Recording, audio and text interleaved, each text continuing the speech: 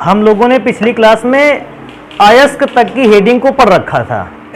हमने इस बात को पता कर लिया था कि अयस्क भी एक प्रकार के खनिज ही होते हैं, बशर्ते ये वे खनिज होते हैं जिनको आप कम खर्चे में और आसानी से शुद्ध कर सकते हैं। अच्छा, अब आते हैं कि अयस्कों में से बात कर ली जाए कुछ कि अयस्क अपने यहाँ किन किन धातुओं के अयस्क पढ़ने के लिए हैं। तो बेटा हमारे यहाँ अपने कोर्स में अगर हम अयस्कों की बात करें तो हमारे पास एल्यूमिनियम का अयस्क पढ़ने के लिए है, कॉपर के अयस्क को पढ़ना है, हमें आयरन के अयस्क को पढ़ना है और जिंक धातु के अयस्कों को पढ़ना है। तो मैंने अपने कोर्स में आने वाले कुछ धातुओं के प्रमुख अयस्कों को लिख रखा है। तो मैंने देखो क्या क्या अयस्क लिख रखे हैं। सबसे पहले मैंने लिख रखा है एल्यूमिनियम के अयस्क। एल्यूमिनियम के अयस्क का अर्थ है एल्यूमिनियम पृथ्वी पर या समुद्र पर या जो भी एल्यूमिनियम के सोर्स हैं, ये उन सोर्स में किन किन यौगिकों के रूप में पाया जाता है। तो एल्यूमिनियम पृथ्वी पर एल्यूमिनियम सबसे पहले फॉर्म में पाया जाता है एल्यूमिना के रूप में। एल्यूमिना का फॉर्मूला होता है Al2O3 × 2H2O। ध्यान रखने वाली बात है, एल्यूमिना एल्यूमिनियम का सबसे प्रमुख अयस्क है, अर्थात सबसे ज़्यादा एल्यूमिनियम का निष्कर्षण, सबसे ज़्यादा एल्यूमिनियम की प्राप्ति अपने यहाँ एल्यूमिना से की जाती है। एल्यूमिनियम के और भी अयस्क हैं, लेकिन एल्यूमिनियम की सबसे अधिक जो प्राप्ति होती है वो एल्यूमिना से ही होती है। थोड़ा सा ध्यान देने वाली बात है, अगर इस वाटर मॉलिक्यूल को छोड़ दें तो बेटा एल्यूमिना का सूत्र Al2O3। एल्यूमिनियम के बाद ऑक्सीजन का यूज किया गया है, क्योंकि एल्यूमिनियम के साथ ऑक्सीजन का यूज किया गया है, इसको हम ऐसे भी कह सकते हैं ये एल्यूमिनियम का ऑक्साइड अयस्क है। धातु के साथ जैसे ही ऑक्सीजन कनेक्ट हो हम उसको बता सकते हैं ये उस धातु का ऑक्साइड अयस्क है। अगर आपसे कभी कह देता है कि किसी धातु के ऑक्साइड अयस्क को लिखें तो आप एल्यूमिना के फॉर्मूले को लिख सकते हैं। अभी नेक्स्ट नंबर पे चले आते हैं। अगला है एल्यूमिनियम का अयस्क, क्रायोलाइड कहते हैं इसको। फॉर्मूला होता है Na3Al(F6). अभी नेक्स्ट नंबर पे आता है क्या है और लास्ट पढ़ते हैं अयस्क एल्यूमिनियम का। कहता है लास्ट है केओलिनाइट अयस्क का नाम है और Al2O3 SiO2 × 2H2O फॉर्मूला होता है। अगर मैं इसको भी थोड़ा सा ध्यान देता हूं Al2O3, क्योंकि लास्ट में ऑक्सीजन लगा हुआ है, ये भी एल्यूमिनियम का ऑक्साइड अयस्क है। अभी आगे चलते हैं। एल्यूमिनियम के तो इतने अयस्क हम लोगों ने पढ़े।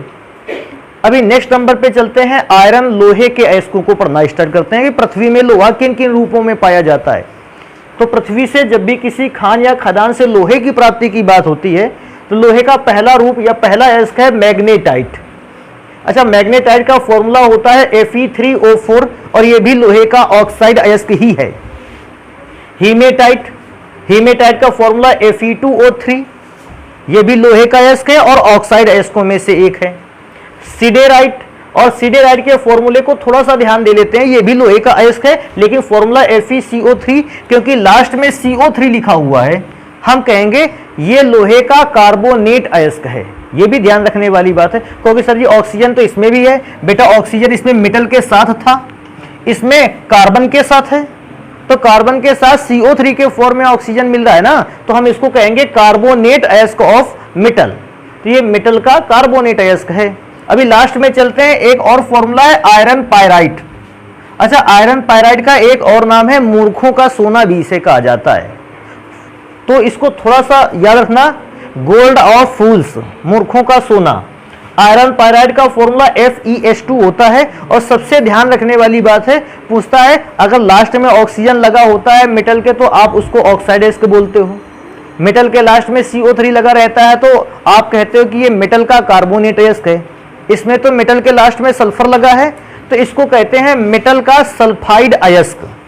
तो पूछे FeS2 किस प्रकार का अयस्क है, आप बताओगे ये लोहे की धातु का सल्फाइड अयस्क है, जिसे हम आयरन पायराइट या मूर्खों का सोना भी कहते हैं। तो ये हो गए लोहे के अयस्क। नेक्स्ट नंबर पे आ जाते हैं कॉपर के अयस्क को पढ़ना। कॉपर का प्रमुख अयस्क जो है वो है कॉपर पायराइट। प्रमुख अयस्क का मतलब जान के, कॉपर की सबसे अधिक मात्रा में प्राप्ति कॉपर पायराइट के द्वारा ही की जाती है, इसलिए कॉपर पायराइट को प्रमुख अयस्क बताया गया है। कॉपर की प्राप्ति तो बाकी भी फॉर्मूलों द्वारा बाकी भी अयस्कों से होती है, लेकिन अपने यहाँ कॉपर की सबसे ज्यादा जो प्राप्ति है वो कॉपर पायराइट के थ्रू होती है। इसलिए कॉपर पायराइड को हमने कह रखा है कि ये भैया प्रमुख अयस्क है कॉपर का। फॉर्मूला होता है CuFeS2। अगर कोई पूछेगा ये किस प्रकार का अयस्क है तो हम बताएंगे ये सल्फाइड अयस्क है। नेक्स्ट नंबर पे चलते हैं कॉपर ग्लांस। कॉपर ग्लांस भी कॉपर का सल्फाइड अयस्क है क्योंकि इसका फॉर्मूला है Cu2S। लास्ट में चलते हैं, एक फॉर्मूला और है क्यूप्राइड या रूबी कॉपर उसको कहते हैं। क्यूप्राइड भी उसी का नाम है, रूबी कॉपर भी उसी को कहते हैं। फॉर्मूला होता है Cu2O क्योंकि फॉर्मूला Cu2O है, ये कॉपर का ऑक्साइड अयस्क है। लास्ट में चलते हैं एक और मेलेकाइट। मेलेकाइट या मेलाकाइट कुछ भी लिखा हो सकता है बेटा। फॉर्मूला CuOH का होल ट्वाइस एंड CuCO का होल थ्राइस। तो इस प्रकार से ये मेलेकाइट कॉपर का अंतिम अयस्क है। अभी नेक्स्ट नंबर पे चलते हैं, जिंक को पढ़ते हैं।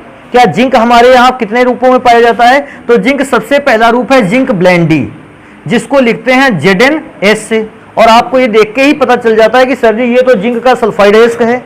नेक्स्ट आते हैं जिंकाइट, ZnO से लिखते हैं, और जिंक का ये है ऑक्साइड अयस्क। अभी नेक्स्ट नंबर पे चलते हैं, कहता है कैलेमाइन। जिंक का आखिरी जो मैंने लिखा है अयस्क वो है कैलेमाइन, और बेटा फॉर्मूला होता है ZnCO3। अगर ध्यान से देखें इसको तो ये जिंक का कार्बोनेट अयस्क है। तो मेरे दिमाग में एक नॉर्मल सी बात आती है, ज्यादातर धातुओं के अयस्क कैसे पाए जाते हैं? या तो ऑक्साइड, या तो सल्फाइड, और या तो कार्बोनेटेड अयस्क। क्या इसके अतिरिक्त भी किसी प्रकार का अयस्क होता है? बिल्कुल, हैलाइड अयस्क भी होता है। आपने एक फॉर्मूला यहां पर पढ़ा था, हैलोजन एलिमेंट से फॉर्मूला खत्म हुआ था। ऐसे अयस्कों को हैलाइड अयस्क भी कहते हैं। एक और हैलाइड अयस्क बताता हूं, लेकिन मेरे कोर्स में नहीं है। NaCl, सोडियम धातु को प्राप्त करने का जो अयस्क है, प्रमुख अयस्क है, वो है सोडियम क्लोराइड। अब आप इससे अंदाजा लगा सकते हो कि सोडियम किसके साथ मिल रहा है? क्लोरीन के साथ, और क्लोरीन एक हैलोजन एलिमेंट है, इसलिए सोडियम क्लोराइड को हम कह सकते हैं ये हैलाइड अयस्क है।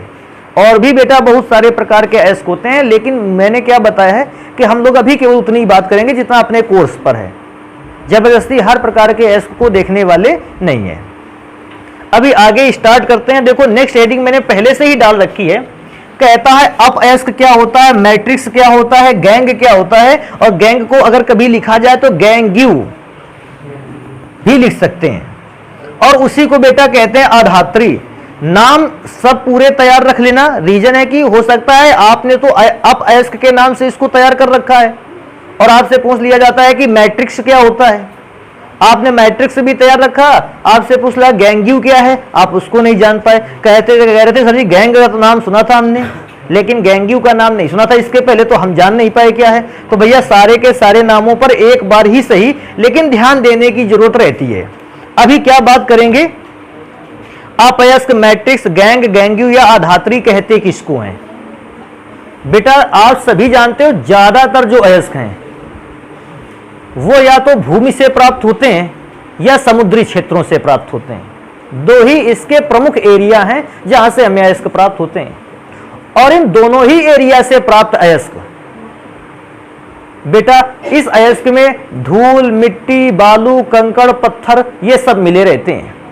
अभी मैं अगर आपको बताऊं थोड़ी ही देर के लिए, लोहे का अयस्क होता है हीमेटाइट। अगर इस लोहे के हीमेटाइट अयस्क को देखोगे आप तो बेटा इस हीमेटाइट अयस्क बिल्कुल आपको मिट्टी का ढेला जैसा नजर आएगा, ब्राउन कलर का होता है, मिट्टी के टुकड़े जैसा होता है। अगर आप उसको तेजी से दबा दोगे तो बिल्कुल मिट्टी की तरह फूट जाता है, लेकिन लोहे का इसमें एक भी गुण नहीं है। लेकिन जब हम इसको शुद्ध करते हैं तो इससे स्ट्रॉन्ग लोहा निकाल लेते हैं। लेकिन जब लोहे को मैंने पहली बार अयस्क के रूप में प्राप्त किया था, कहां गया, पहली बार अयस्क के रूप में प्राप्त किया था, इसमें बहुत सारी अशुद्धियां मिली हुई थी, धूल मिली थी, मिट्टी मिली। मैं पढ़ के सुना देता हूं, इसको अपने दिमाग में भर लेना, क्योंकि ये जो हेडिंग लिखी और जो हम लिख देंगे वही चीज लिखेंगे जो हम तुमको बताएंगे। सुनना है, देखो जब भी कभी हम अयस्क को पृथ्वी से या समुद्री क्षेत्रों से प्राप्त करते हैं, अयस्क में धूल, मिट्टी, बालू, कंकड़, पत्थर, अन्य अधात्विक अशुद्धियां और अन्य धातुओं की अशुद्धियां भी। कहोगे सर जी अधात्विक अशुद्धियों का मतलब क्या है? बेटा अधात्विक अशुद्धियों का मतलब देखो जिंक के साथ सल्फर है, सल्फर कैसा है, अधातु है, तो अधात्विक अशुद्धियां भी पाई जाती हैं। और कहोगे सर जी और भी अशुद्धि कह देते हैं, और अलग से धात्विक अशुद्धियां, अलग से धात्विक अशुद्धियों को देखना है तो भैया इसको देखो, कॉपर पायराइड को। कॉपर पायराइड में देखो धूल, मिट्टी, बालू, कंकड़, पत्थर आदि तो होंगे, साथ में सल्फर नाम की अधात्विक अशुद्धि है और एक और अशुद्धि है आयरन की। प्राप्त हमें कॉपर करना है, लेकिन उसमें से थोड़ी मात्रा में से क्या है, लोहा। तो अगर हमको कॉपर प्राप्त करना है तो लोहा हमारे लिए क्या है, अशुद्धि है। वैसे तो मैं बच्चों को यह बताया करता हूं, अगर आपको स्वर्ण और चांदी की धातु का मिश्रण दे दिया जाए और उसमें से आपको चांदी की धातु प्राप्त करनी है, तो फिर स्वर्ण धातु आपके लिए क्या है, अशुद्धि। अशुद्धि वो धातु है, वो पदार्थ है जो आपको नहीं चाहिए, और जो आपको पदार्थ चाहिए वही आपका मुख्य कंपाउंड है। तो मैं क्या मानता हूं कि किसी भी अयस्क में धूल, मिट्टी, बालू, कंकड़, पत्थर आदि पदार्थ उपस्थित होते हैं। अन्य अशुद्धियां भी उपस्थित होती हैं, अधात्विक और धात्विक। इन सारी अशुद्धियों को कहते हैं हम अपअयस्क, मैट्रिक्स, गैंग, गैंग्यू या आधात्री। तो इसको जल्दी से लिख लेते हैं। क्या लिख लेते हैं, पृथ्वी या समुद्र से प्राप्त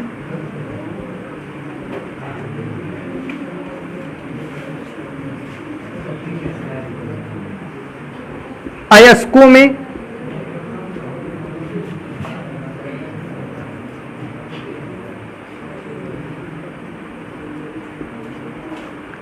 धूल, मिट्टी,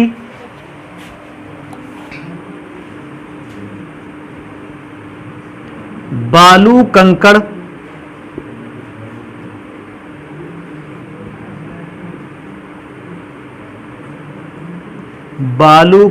पत्थर तथा अन्य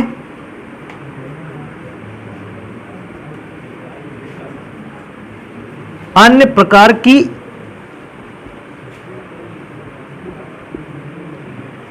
अनेक अशुद्धियां पाई जाती हैं।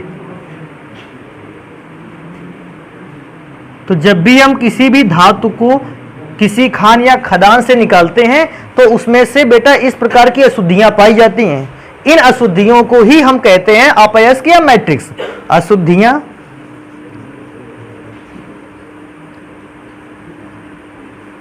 पाई जाती हैं जिन्हें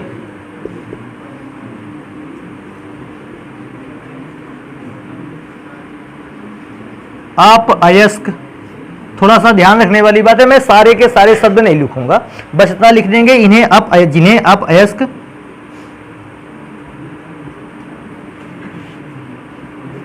कहते हैं। तो अगर आपसे कभी इस प्रकार सी बात आ जाएगी कि भैया इनमें से किसी एक शब्द का अर्थ बता दें, तो आप तुरंत बता दोगे कि अयस्क को चाहे हम पृथ्वी से प्राप्त करें या समुद्र, इनमें से कंकड़, पत्थर, धूल, मिट्टी और अन्य भी अशुद्धियां पाई जाती हैं। इन सारी की सारी अशुद्धियों को ही हम कहते हैं क्या, अपअयस्क, मैट्रिक्स, गैंग, गैंग्यू या फिर आधात्री।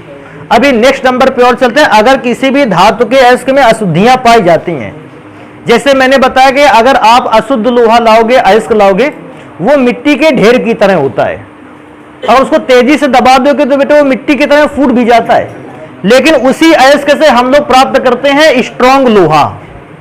तो हम बात करेंगे कि आखिर जब वो स्ट्रॉन्ग लोहा प्राप्त किया जाता है, या फिर ऐसे कह सकते हैं अयस्क को शुद्ध किया जाता है और शुद्ध लोहा प्राप्त करते हैं, तो उस शुद्ध लोहे को प्राप्त करने की विधि क्या कहलाती है।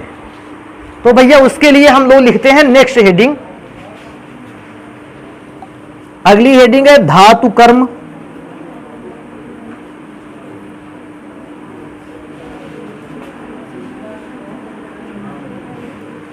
जिसे धातु का निष्कर्षण भी कहते हैं।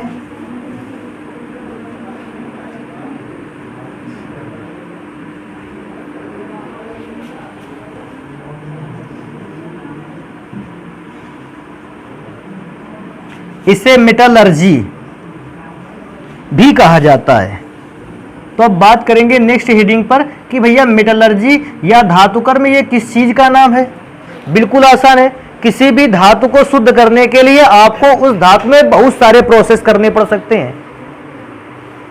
उन सारे प्रोसेस को क्रमवार पढ़ना ही क्या कहलाता है, धातु कर्म या धातु का निष्कर्षण, या इसको क्या कहते हैं, मेटलर्जी। क्या है कि कोई भी अयस्क जब आप प्राप्त करते हो तो उस अयस्क को केवल एक ही बार में शुद्ध नहीं किया जा सकता है। उस अयस्क को शुद्ध करने के लिए हमें बहुत सारे स्टेप फॉलो करने पड़ते हैं, बहुत सारे विधियां लगानी पड़ती हैं, और उन सारी विधियों को लगाने के बाद हम धातु को क्या कर पाते हैं, शुद्ध कर पाते हैं। तो धातु को शुद्ध करने में हमने जितने प्रोसेस यूज किए हैं, जितनी विधियों का प्रयोग किया है, उन समस्त विधियों के प्रयोग को ही क्या कहते हैं, धातु कर्म या धातु का निष्कर्षण। तो इसको बेटा जल्दी से लिख लेते हैं। देखो क्या,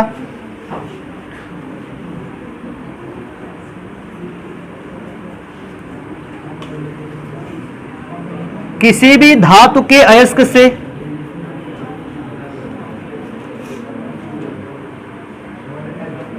शुद्ध धातु को प्राप्त करने के लिए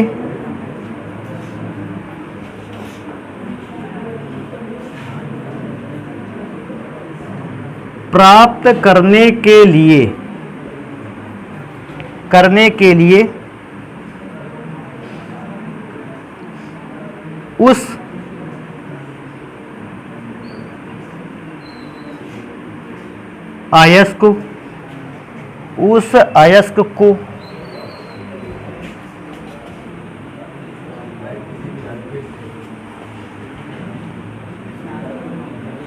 हम कई विधियों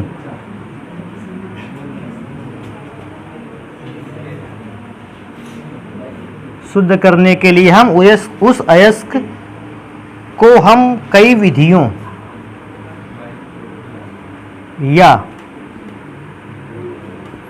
प्रक्रमों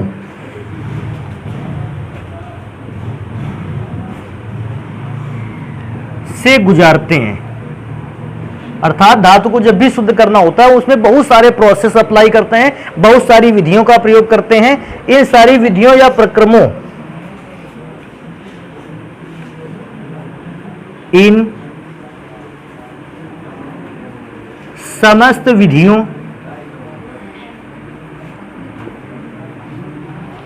इन समस्त विधियों या प्रक्रमों को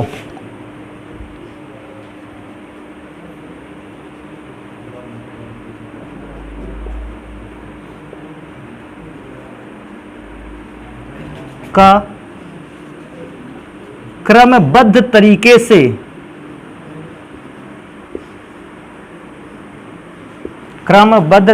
से प्रयोग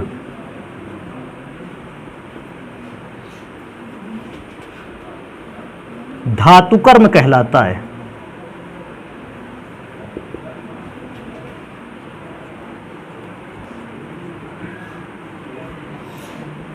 तो अगर आपसे धातु कर्म की बात आती है तो हम इस बात को जानते हैं, किसी भी धातु के अयस्क को अगर आपको शुद्ध करना है और शुद्ध धातु प्राप्त करनी है, तो उस शुद्ध धातु को प्राप्त करने के लिए आपको अयस्क में बहुत सारी विधियों का प्रयोग करना पड़ता है, कई सारे आपको प्रक्रम कराने पड़ते हैं, तब कहीं आप उस अयस्क से धातु को शुद्ध कर पाते हो।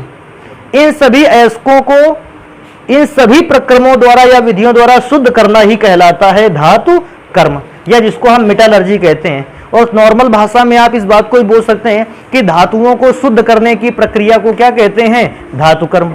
ऐसा भी बोला जा सकता है कि बहुत सारी बातों का प्रयोग ना करें, एक लास्ट में बात बता दें कि धातु को शुद्ध करने की क्रिया विधि क्या कहलाती है, धातु कर्म। ये भी लिख सकते थे। तो एक काम करते हैं, इसको जल्दी से नोट करते हैं और फिर इस बात को भी देखते हैं कि जब हम किसी धातु का धातु कर्म या निष्कर्षण या मेटलर्जी करवाते हैं, कौन कौन से प्रक्रम प्रयोग में लाए जाते हैं। तो जल्दी से इसको नोट कर लेते हैं। अब पढ़ने वाले हैं, कहता है धातु कर्म का क्रमबद्ध अध्ययन। धातु कर्म का मतलब, धातु कर्म तो कई सारे प्रोसेस को मिला करके बनता है। आप धातु को शुद्ध करना चाहते हो, उसके लिए आप बहुत सारे प्रोसेस यूज मिलाते हो। तो हम सबसे पहले अध्ययन करेंगे कि धातु कर्म को कंप्लीट करवाने के लिए आप कौन कौन से प्रोसेस यूज मिलाते हो। ध्यान रखना है, मैंने सबसे पहले 1 नंबर पे यहां लिख रखा है।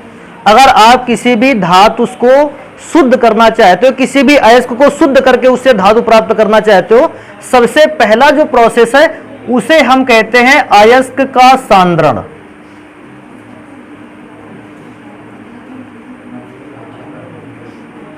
बेटा वैसे तो इसके बहुत सारे नाम हैं, एक और नाम है अयस्क का सज्जीकरण या कंसंट्रेशन ऑफ ओर्स, लेकिन अभी मैं केवल एक शब्द लिखूंगा कि हमें सबसे पहले स्टेप पे कराना होता है अयस्क का सांद्रण।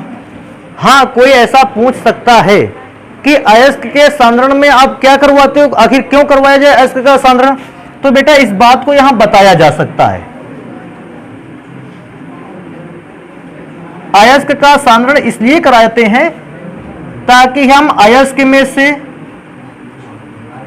धूल, मिट्टी, बालू, कंकड़, पत्थर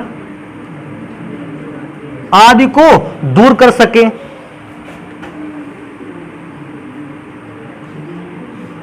आदि को दूर करने के लिए,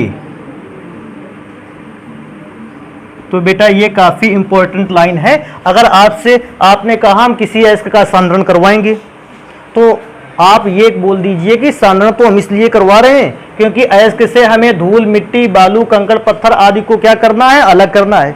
या कोई पूछ ले कि अयस्क का सांद्रण क्यों कराना जरूरी है, तो आप बताओगे अयस्क में से इन अशुद्धियों को दूर करने के लिए हमें अयस्क का सांद्रण करवाना होगा।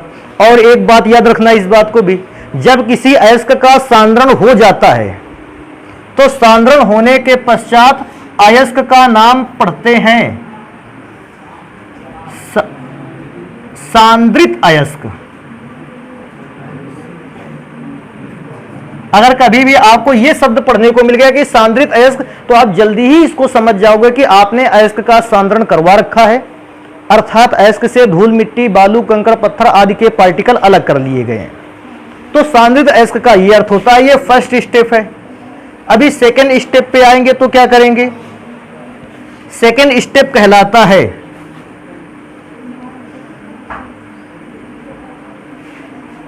धातु के अयस्क को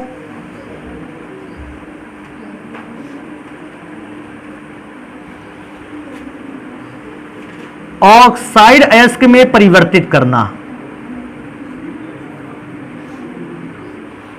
अयस्क में परिवर्तित करना, ऑक्साइड अयस्क में परिवर्तित करना। तो भैया सबसे पहला काम आपको है कि अयस्क का सांद्रण करवाइए, और जब सांद्रित अयस्क प्राप्त हो जाए सांद्रण के पश्चात, अब उस सांद्रित अयस्क को क्या करिए, ऑक्साइड अयस्क में परिवर्तित कीजिए। अब ऑक्साइड अयस्क में परिवर्तित करने का मतलब है कोई भी धातु प्राप्त हो उसके साथ ऑक्सीजन को क्या कर दीजिए, जोड़ दीजिए। ऑक्सीजन को जोड़ देना ही कहलाता है ऑक्साइड अयस्क में परिवर्तित करना। और किसी भी धातु को ऑक्साइड अयस्क में परिवर्तित किया जा सकता है दो विधियों के द्वारा। अगर कोई पूछे सर जी हम धातु के ऑक्साइड में परिवर्तित कर देंगे, लेकिन सबसे बड़ी बात है कि हम इसको परिवर्तित कैसे करें, तो फिर से हम इसको बताते हैं कि हम इसके लिए दो विधियों का प्रयोग कर सकते हैं। पहली विधि का प्रयोग है निस्तापन, और इसमें से प्रयोग में आने वाली दूसरी विधि है भर्जन। तो इसको ध्यान रखना, जब भी हम कहेंगे किसी धातु के अयस्क को ऑक्साइड अयस्क में बदलने के लिए कितनी विधियों का प्रयोग किया जा सकता है, तो दो विधियों का प्रयोग किया जा सकता है। पहली विधि है निस्तापन और दूसरी विधि है भर्जन। लेकिन अब बात आती है, क्या हम निस्तापन से केवल अयस्क का ऑक्साइड अयस्क में चेंज कर सकते हैं, कि केवल भर्जन से ऑक्साइड अयस्क में चेंज कर सकते हैं, या दोनों विधियों का प्रयोग करके ऑक्साइड अयस्क में बदलेंगे? तो बेटा इसके लिए भी मैं थोड़ी देर बाद बताता हूं, पहले इन सारी विधियों को लिख लेते हैं। तो इतनी बात ध्यान रखना है, सबसे पहले अयस्क का सांद्रण, दूसरे नंबर में धातु के अयस्क को ऑक्साइड अयस्क में चेंज करना, वो भी दो विधियों से, और थर्ड नंबर पर बात चलते हैं ऑक्साइड अयस्क का अपचयन। ये जो धातु का आपने ऑक्साइड अयस्क बनाया है निस्तापन और भर्जन विधि से, अब उसी अयस्क का हम क्या करेंगे, अपचयन। ऑक्साइड अयस्क का अपचयन। अब कहते हैं सर जी ऑक्साइड अयस्क का अपचयन तो करवा दोगे, आपके पास क्या कोई ऐसी विधि है जिससे ऑक्साइड अयस्क का अपचयन करवा सकते हो? बेटा बिल्कुल ऐसी विधियां हैं जिनसे हम ऑक्साइड अयस्क का क्या करवा सकते हैं, अपचयन करवा सकते हैं। तो उस विधि को देखो, ध्यान से देखते हैं। पहली विधि है प्रगलन, ऑक्साइड अयस्क का अयस्क में अपचयन। इसको एक और चीज कहते हैं, अर्थात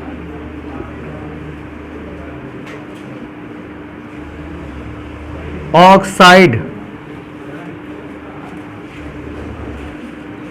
अयस्क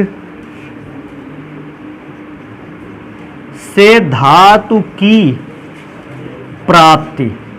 बेटा इसको ऐसे भी लिख सकते हैं कि जो ऑक्साइड अयस्क है अगर आप उसका अपचयन करा दोगे तो हमें किसकी प्राप्ति हो जाएगी? धातु की।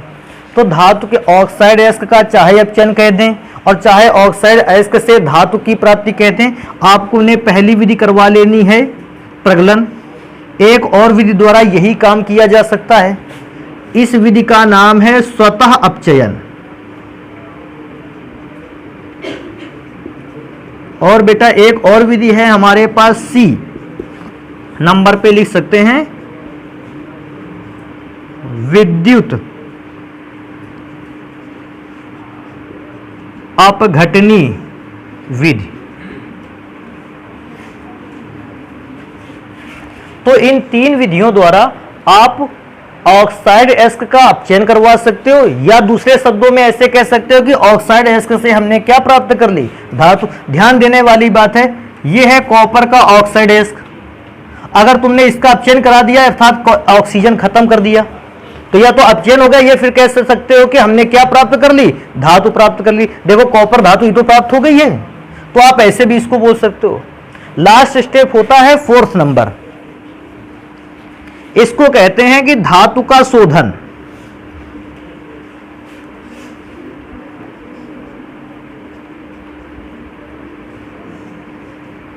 और बेटा धातु के शोधन को एक नाम से और जानते हैं, कहते हैं धातु का शुद्धिकरण।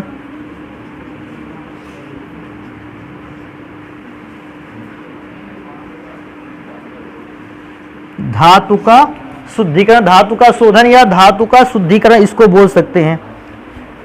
तो इतने चार स्टेप आपको यूज करने होते हैं और तब आप धातु को क्या कर पाते हो? शुद्ध कर पाते हो। तो एक काम करते हैं, इनको जल्दी से नोट करते हैं। अभी धातु के शोधन या धातु के धातु कर्म के लिए यह भी एक चार्ट बनाते हैं, उसकी सहायता से समझते हैं भाई। जल्दी से इसको नोट कर लो।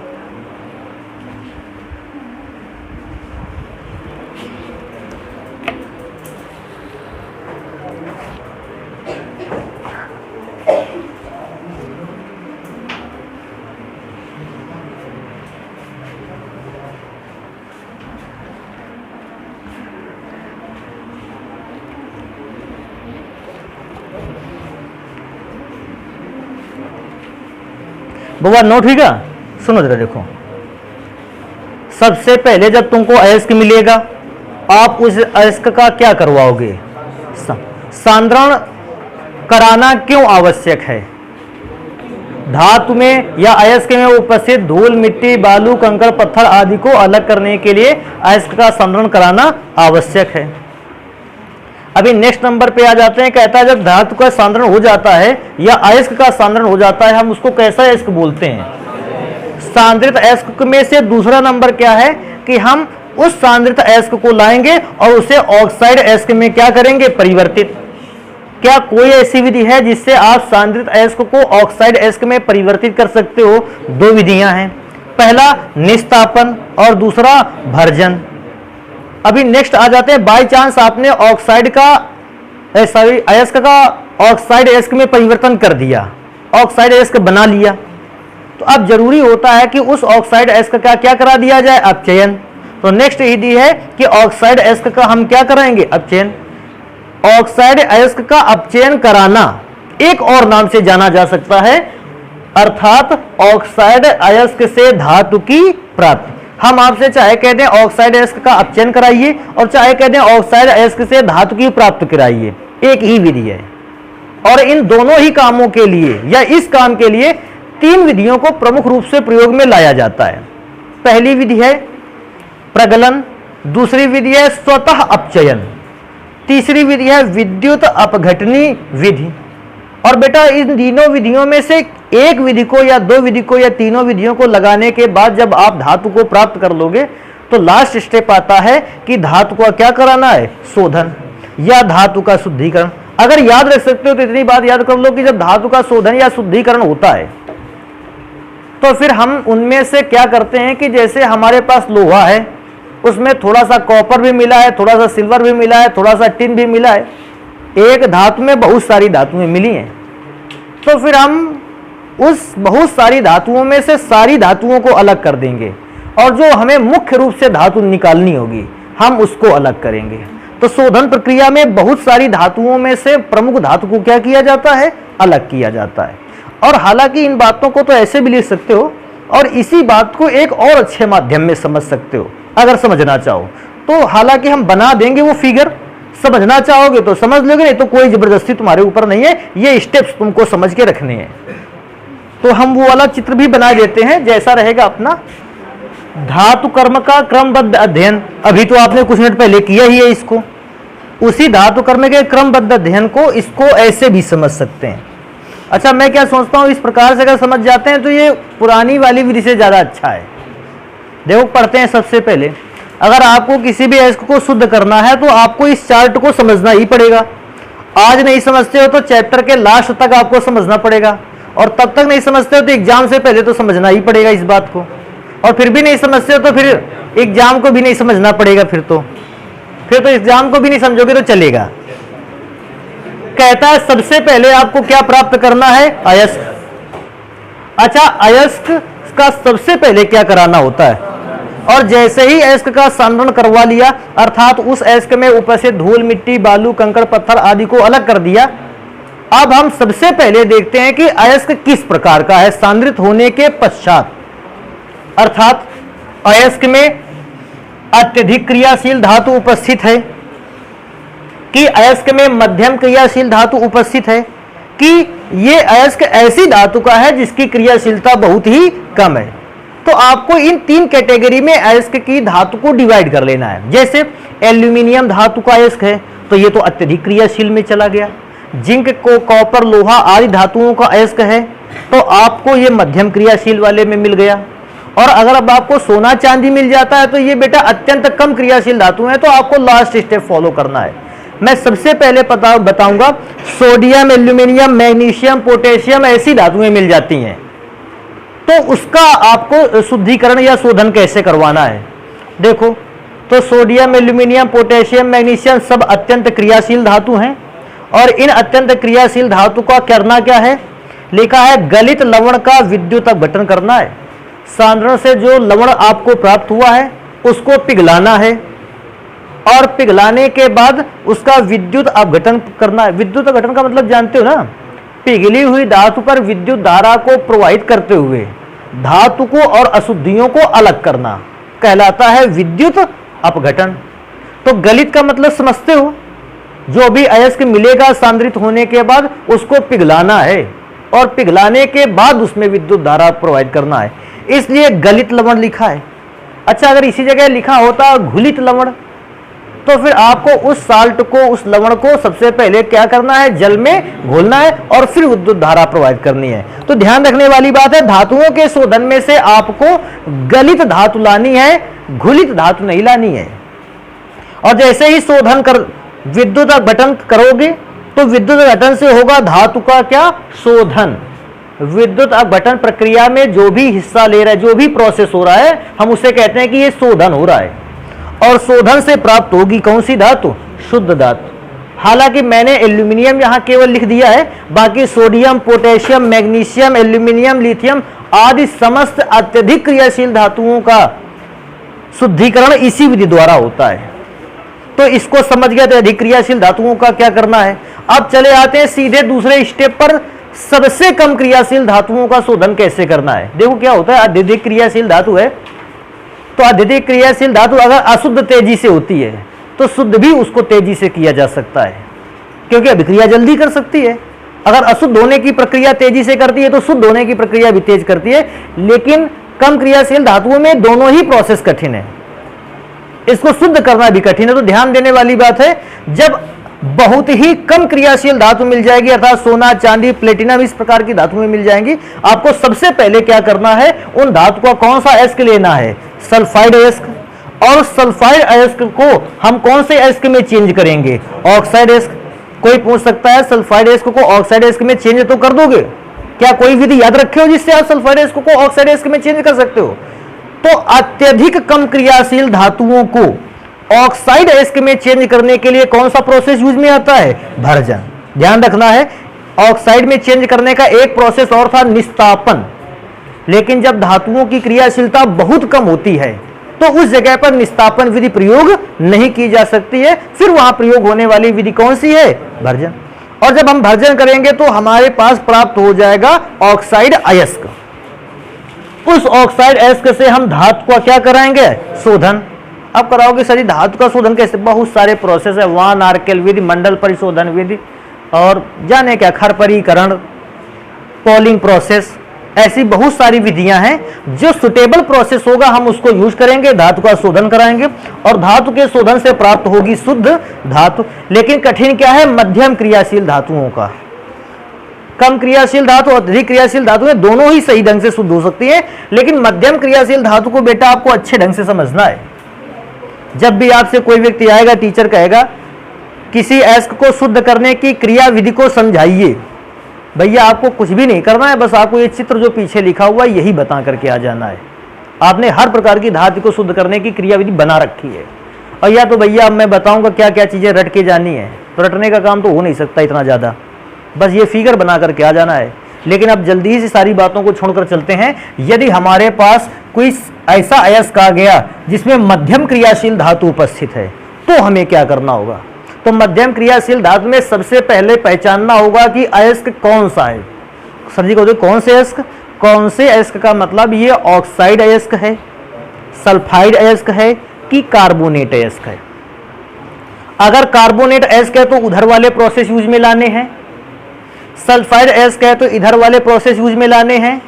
अगर ऑक्साइड अयस्क है तो ये सीधा यहां पर आ जाना है। ये दोनों ही प्रोसेस आपको क्या कर देने हैं? छोड़ देने हैं, उनसे मतलब ही नहीं है। देखो मैं बताता हूं।